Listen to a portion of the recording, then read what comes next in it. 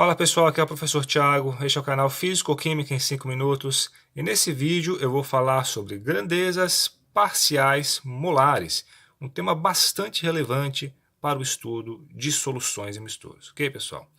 Então como eu disse pessoal, esse é um conceito fundamental para o estudo de misturas e é muito comum ver os alunos confundindo grandezas molares com grandezas parciais molares, como a gente vai ver em bastante detalhes, ok?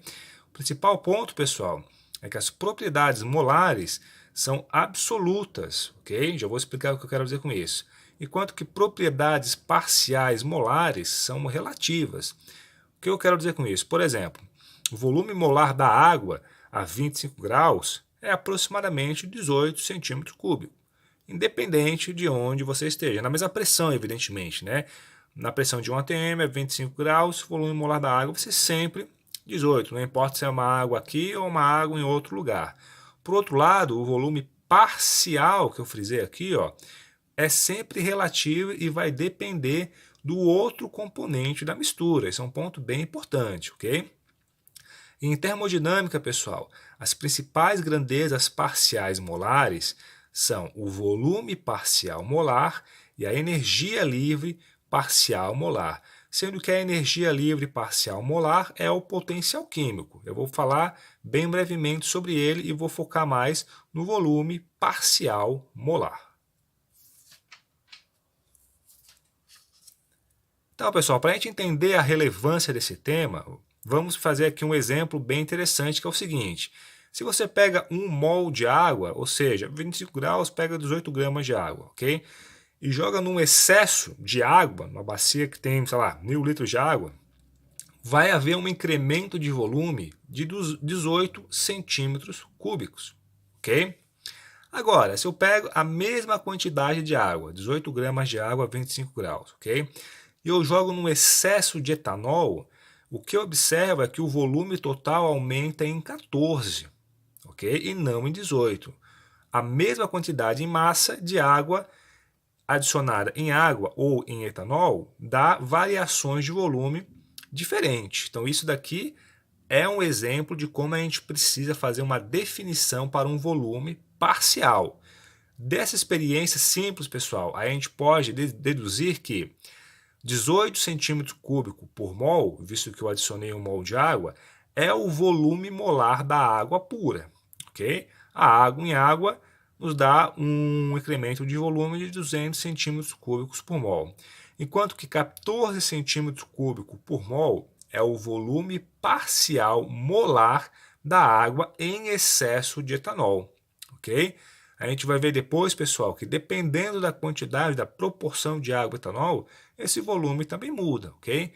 Então, como é que a gente define um volume parcial molar? A definição matemática é dada aqui embaixo, pessoal. Ó.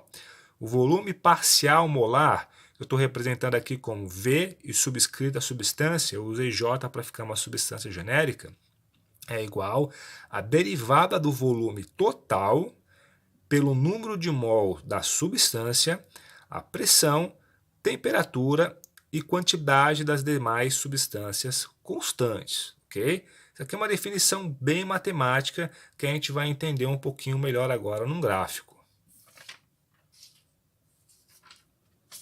Que é esse gráfico aqui, pessoal. Então imagina aqui, pessoal, que eu faço um gráfico do volume total de uma mistura em função da quantidade da substância J. E vamos supor que eu tenha uma curva como essa mostrada aqui. Ó. Eu vou ter um volume parcial molar para a substância J diferente em cada um desses pontos. Eu ressaltei aqui algumas características que vale a pena a gente mencionar, que são as seguintes. Nesse ponto A, o que seria aquele dV/dN, ou ΔV com símbolo de uma derivada parcial? Nada mais é do que a inclinação de uma reta tangente. Se eu passo uma reta tangente aqui, a inclinação dessa reta tangente vai nos dar o volume parcial molar nesse ponto. A gente observa que nesse ponto a inclinação vai ser positiva. Então eu vou ter um volume parcial molar positivo, ok? Nesse ponto B, pessoal, se eu passo uma reta tangente aqui, ó, que é no máximo, a inclinação da reta tangente vai ser zero. A gente vai ter uma reta tangente horizontal. Nesse caso, o volume parcial molar é zero. E no ponto C, pessoal, se eu passo uma reta tangente aqui, ó, eu vou ter uma inclinação negativa.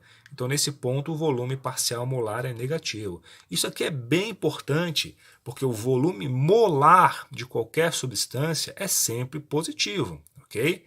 Mas o volume parcial molar pode ser zero ou negativo. Então, nesse ponto aqui, ó, a gente observa que se eu estou aqui, eu jogo mais substância, o volume diminui. A gente pode imaginar, por exemplo, os sais secantes, que produzem uma contração de volume, ok, pessoal? Então, o volume molar de qualquer substância é sempre positivo. O volume parcial molar pode ser negativo, ok? Para uma solução binária de um componente A mais um componente B, eu posso escrever que o volume parcial molar de A é, desculpa, pessoal, dV/dNA, a PTNB constante.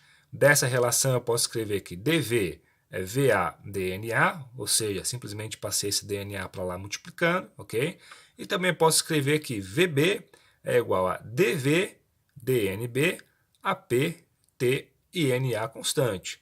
Dessa relação eu também posso escrever dV igual a VB dNB. A gente vai juntar essas duas relações para chegar numa equação que é bastante útil, que é a equação que nos dá a variação total de volume. Eu posso escrever, pessoal, que dV vai ser igual a VA/dNA mais VB/dNB. Integrando essa equação, pessoal, se a gente mantiver aqui o VA e o VB constante, vamos supor que a gente vai variando a quantidade de A e de B de maneira a ficar a mesma proporção, a gente pode escrever que o volume total da mistura vai ser igual a VA/NA mais VB/NB, que é uma equação válida para qualquer composição, uma equação geral, ok?